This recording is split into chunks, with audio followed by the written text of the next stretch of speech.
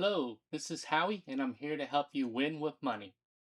Today, we're going to cover PSA, BSG, PCG. We'll do a little comparison of these grading companies. Do we really need a new grading company? Why is Rudy of Alpha Investment one of the largest collectors backing a small unknown grading company? Today, we'll look at some slabs and we'll look at some of the grading standards used by each of these companies. For those of you who needs to run out to lunch and need a quick TLDR, like a 2-minute summary, we're just going to go over it real quick. I'm going to use PCG because I only use it for my personal collection. I don't care about resale value. I'm not vending. I'm not flipping cards. I'm using slabs to protect the raw cards that are old, and I don't want them to get worse over time. Premier grading, it may take a few years before it gets the respect of the users or the collector community. Can it convince the market that Flawless 10 and Pristine 10 are worth more than the average 10 rated card from PSA or even the other companies? But for now, the market will value it lower than PSA, probably even lower than Tag or the other companies. Over here, we will compare the different slabs. The Beckett slabs is the short king when you line them up by height. It has a good feeling. It's pretty thick. It's a little bit wider than normal, but it has a good feeling in weight. Now, if you pick up a PSA slab, it's going to feel thinner. You can almost recognize it with your hand. Line them up and you see the height difference. PSA is the slim, tall brother, let's say.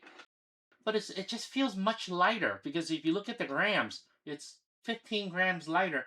So it feels a little bit, I don't want to say weak, but if you're just measuring the weight and the thickness, it just feels cheaper. Now, if you're transporting a lot of them to shows, obviously saving a little bit of weight makes sense. If you're not vending, like I said, you don't care about weight, you leave them on your shelf, you put them in storage, so it's fine. And the last one is, look at this. These feel even heavier, and you can tell that. It's height-wise still taller than the Beckett, and it's not as wide. You can see that here. It's not as wide when you look at these two slabs side by side. The Premier one, it's actually very similar in height to the PSA. This is a little bit thinner. The PSA is thinner. Premier is a little bit thicker. Premier is much heavier. Premier just, it's almost a good in between. It's not as wide as the Beckett. I like it, but I like the weight. It feels sturdy, feels thick. It feels like it's not gonna break. It is a little bit noisier. The label sort of moves around a little bit more, so you can sort of feel that. I know that other people tested the shake test, but some of these you don't hear the card or the label moving, and neither does my Beckett one. I don't really feel it, but this one is very obvious. You can feel it, you can hear it. So all those things are just opinions. Now let's go look at something that you want to compare side by side, which is the grading standard that is published by each of these companies. If you look in the marketplace, many investors or even collectors are chasing black labels. The black labels are worth anywhere from 5 or 10 times more expensive than a PSA 10. Flawless 10s, or cards with all 10s across the 4 subgrades. On the Beckett, that's called the black label. And CGC has something called a perfect 10. Flawless 10 introduced by Premier is very similar. Now let's look at the next level. This one is a little bit more confusing. What is the difference between a flawless 10 and a pristine 10?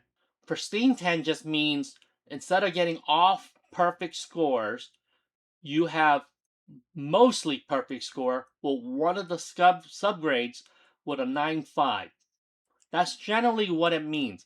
Near perfect, the centering is really good. The one thing you want to look at is on Premier grading, you notice that it requires a 50-50, whereas the other ones can be a 52-48. Beckett requires a 55-45. If you look at this guy here, the Squirtle, this is a pristine 10.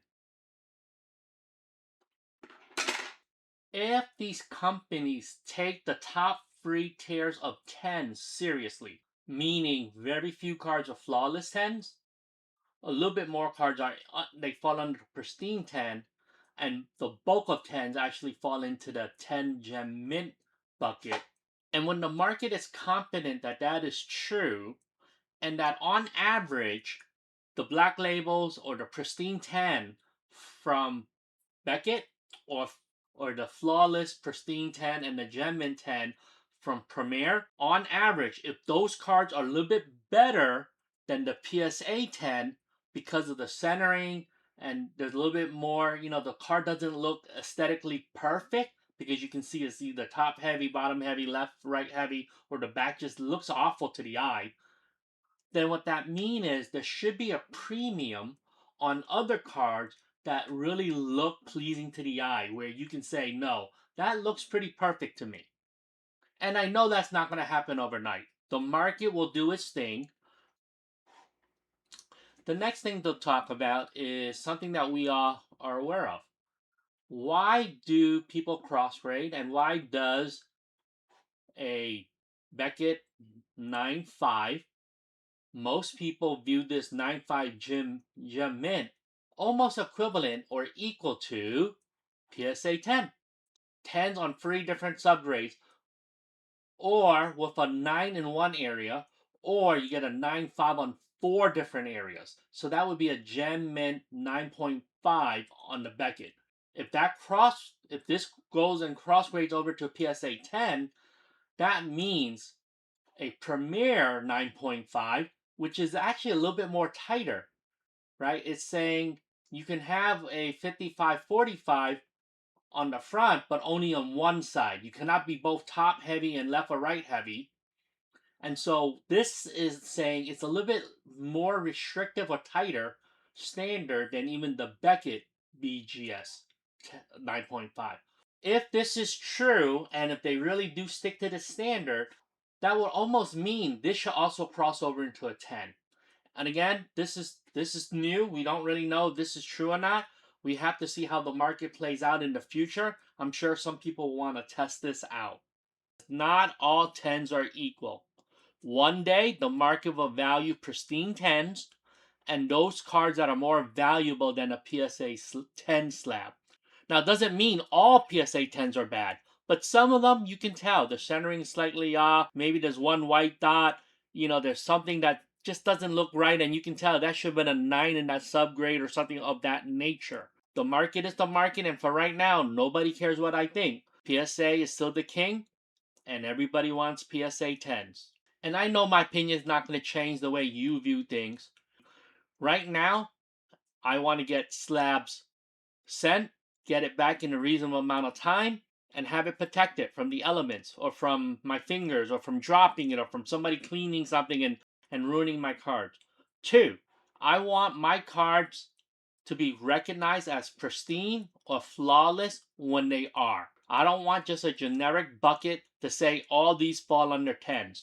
If a card is slightly better, I want it to be graded as slightly better, and then they'll get recognized as slightly better. I do think in the future, I'm going to love chasing flawless 10s, pristine 10s, and even gem mint 10s for the Premier card grading service.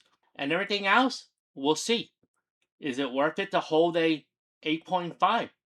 Because I think that that is really equivalent to a PSA 9.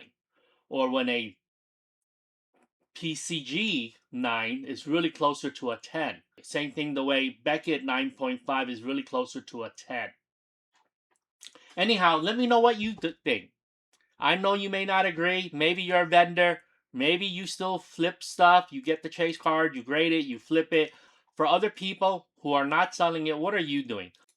This video is not intended to say Premier card grading services should be the number one. But for right now, in today's market, if you want to send cards in and get it back in 12, 15, 30 business days or whatever it is, you can do it for 20 bucks. You can do it for 17 bucks. If you do both, you can do it for 15 bucks. Still one of the cheapest plays on the market right now. I recommend using the express service for 20 bucks. They promised 7 to 10 business days. I actually think right now, because there's so much volume going through Premiere, that is a little bit longer. It may take 12, 13, 14 days of them to process your slabs, but you get it back quick. And that's what I like. I already have a second batch out, and I'm working on figuring out what I'm going to send in for my third batch. So stay tuned for my future videos. Thanks again. Let me know what you think. Have a good day. Bye bye.